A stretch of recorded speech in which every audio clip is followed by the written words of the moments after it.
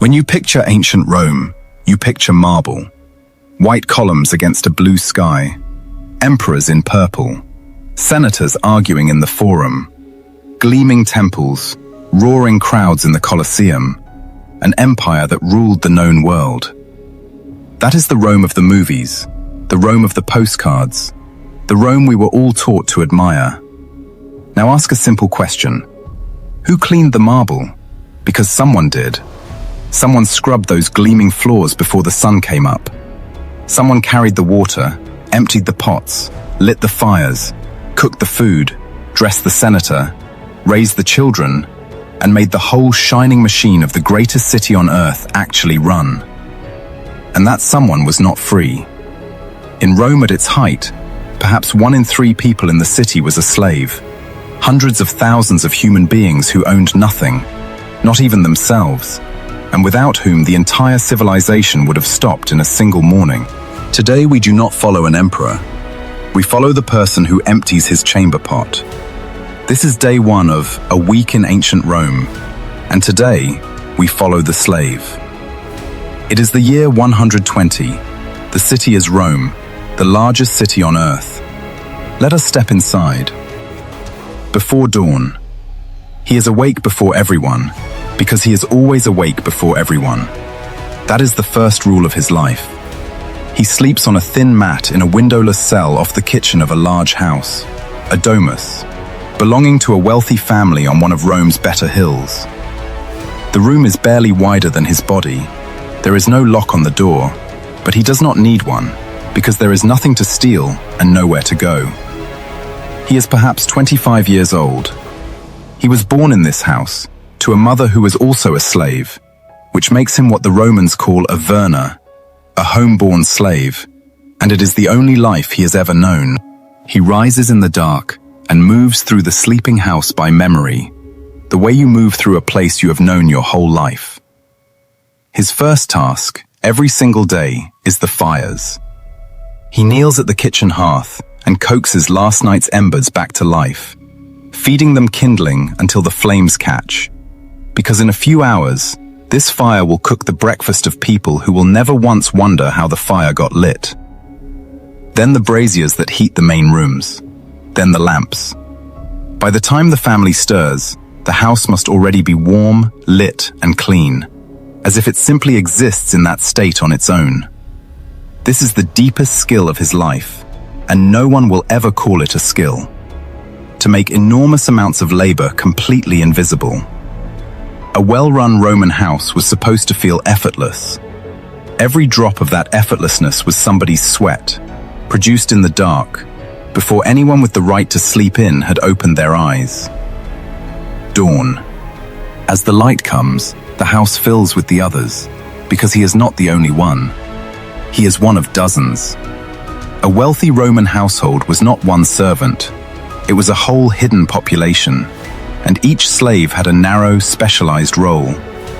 There is the cook and his kitchen slaves, the doorkeeper, sometimes chained to his post, the slaves who carry water from the public fountain, all day, endlessly, because the house has no plumbing of its own, the nurse who raised the children and the tutor, often a highly educated Greek, himself a slave, who teaches them philosophy and rhetoric, the hairdresser, the dressers, the litter bearers, big, strong men who will carry the master through the streets on their shoulders.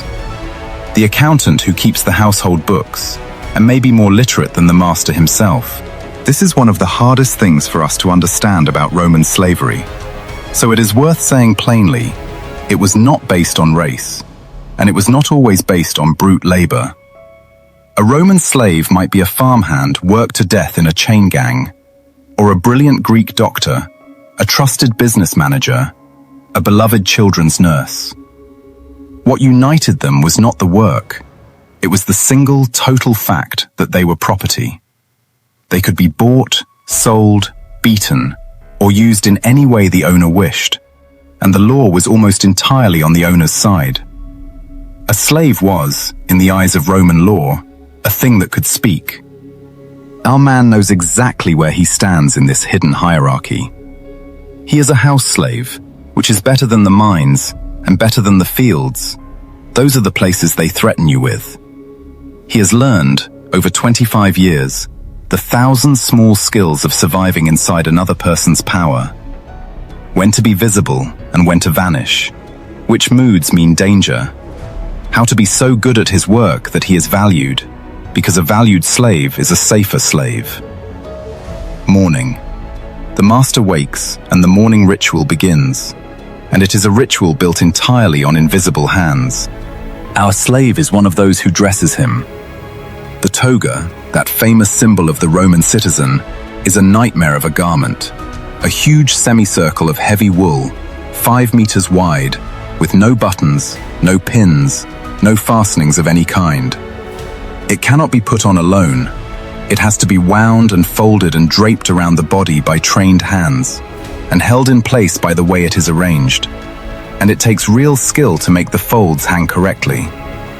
So every morning, a free Roman citizen, who considered slaves to be barely human, stood with his arms out like a child, while a slave dressed him with the care of an artist.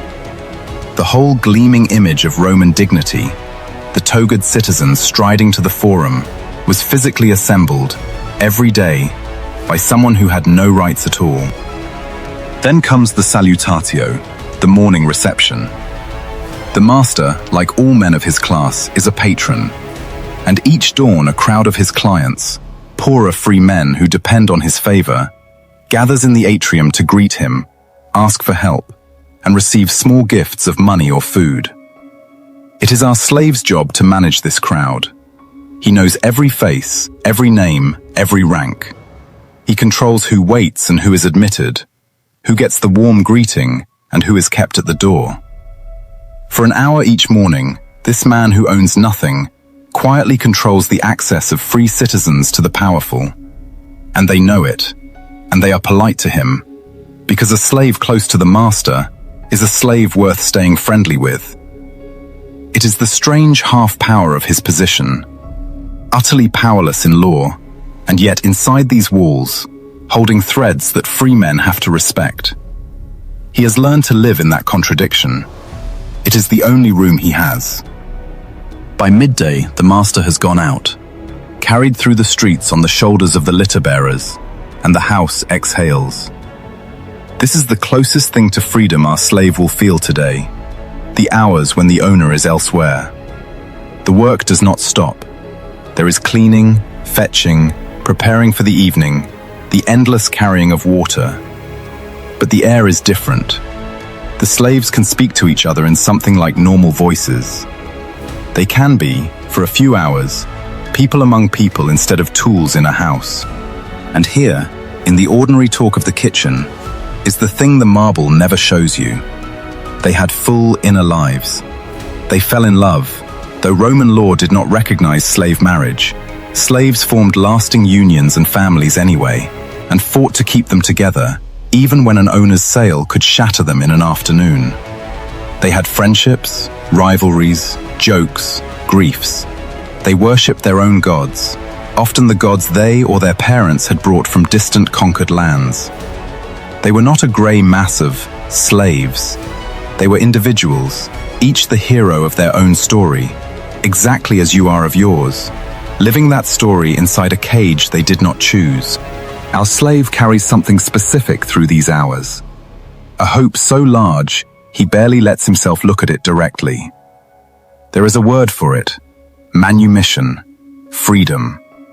Because Rome, unusually in the ancient world, freed its slaves in enormous numbers, and a freed slave of a Roman citizen became, astonishingly, a citizen himself. It was possible. Slaves could sometimes earn and save a little money of their own, a fund called the peculium, and buy their freedom. Or a master might free a favored slave in his will, as a final act of generosity that cost the master nothing once he was dead. Our man has been saving, coin by coin, for years. He does not know if it will ever be enough, but it is the engine that gets him up in the dark. Serve well, stay valued, stay hopeful. Maybe, one day, own yourself. Afternoon. In the afternoon, a a small thing happens that reminds him exactly what he is. The master returns earlier than expected, in a bad mood. Some slight at the baths, some business gone wrong, it does not matter. And a cup is dropped. Not by our slave, by a nervous young kitchen boy, new to the house, who fumbles a fine glass vessel and shatters it on the stone floor. The room goes still. Everyone knows what a broken luxury object can mean. The master's anger, looking for a target all afternoon, finds one. And in this moment, our slave does the thing that 25 years have taught him. He steps forward. He takes responsibility he does not owe, absorbs the blame, calms the master with the exact words and tone he has learned will work, and quietly gets the terrified boy out of the room. He has the authority, as a senior slave, to do this. He also has the scars, somewhere, to know why it matters. Because this is the flaw beneath his whole life. The thing the peculium and the manumission and the half-power in the atrium can never quite paper over. His body is not his own. Under Roman law, he can be beaten at will. He can be tortured if the household is ever investigated. Slave testimony in a Roman court was, by law, only valid if extracted under torture, on the theory that a slave would otherwise simply lie. He can be sold tomorrow, sent to the fields, separated forever from everyone he loves, and no law on earth will stop it. He manages the master's clients and dresses the master's body, and is trusted with the master's secrets. And he is, at any moment, one bad mood away from ruin. He steps forward for the boy because someone, once, maybe, stepped forward for him. It is the only justice available in a world that offers him none. The small mercies slaves show each other, underneath the notice of the free. Evening. In the evening, the house transforms, because the master is giving a dinner, a cena, and a Roman dinner party was a performance, staged entirely by slaves. Our slave is everywhere and nowhere. The dining room is lit with dozens of oil lamps he filled and trimmed. The couches are arranged where the guests will recline. Course after course flows from the kitchen, dishes designed to impress, carried by slaves who must be silent, graceful, and invisible, refilling wine cups the instant they empty, anticipating every need before it is spoken. A guest at a fine Roman dinner was surrounded by attentive human beings he was trained not to see. They were part of the furniture of luxury. To notice them, to thank them, would have been almost strange. And so our slave stands against the wall in the lamplight, watching the most powerful men in the neighborhood eat and drink and boast, listening to everything, because slaves heard everything, which is exactly why they were so often trusted and so often feared. He knows more about these free men's real lives, their debts and affairs and weaknesses, than their own wives do. He holds all of it and says nothing, and refills the cups. Somewhere in the conversation, a name comes up, a senator, an important man, giving a great banquet of his own later this week, the kind of event the whole hill is talking about. Our slave files it away out of habit, the way he files everything. He does not yet know that before this week is out, the machinery of the city will carry him, for one evening, into that very house. That the threads connecting the bottom of Rome to the top run through people exactly like him. Tonight, he only knows the cups are emptying, and it is his job to fill them. Night. When the guests have gone and the lamps are guttering, the house finally, slowly, goes quiet. Our slave is the last to finish, as he was the first to begin. He clears the last of the dinner, banks the fires so they will hold until morning, checks the doors. The family sleeps in their warm rooms.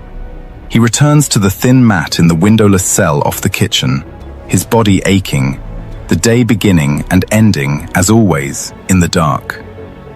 But he does not sleep at once. He lies in the black and does the thing that keeps him human. He counts. Not sheep, coins.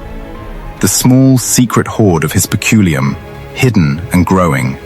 The price of a human being who happens to be himself. He is close. Closer than he has ever been. He runs the number in his head the way the healer of another age ran her plants and the elder ran his map.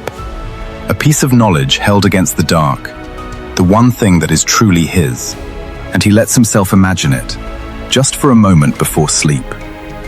The day he stands before the magistrate and is touched on the shoulder and told he is free. The small cap of freedom, the pilus, they will place on his head. The new name he will carry as a citizen of Rome, his master's name, joined to his own, marking him forever as freed, but free. His children, if he has them, born not as property, but as citizens of the greatest city on earth. It is not impossible.